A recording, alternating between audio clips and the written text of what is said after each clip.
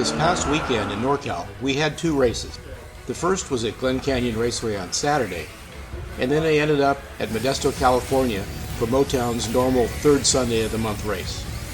The third Sunday races feature Group 5, Revoslot Group 2, CanAm and GT3. The first race of the day was for Group 5.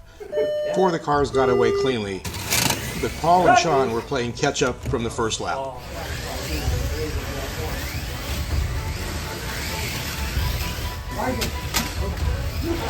Two cars taking out each other.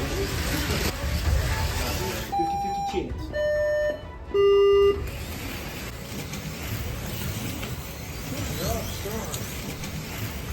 Motown has separate podiums for the pro-level drivers and the experts. After dominating the expert class, Braden was racing in his first race as a pro and pulled off a second place overall in GT3.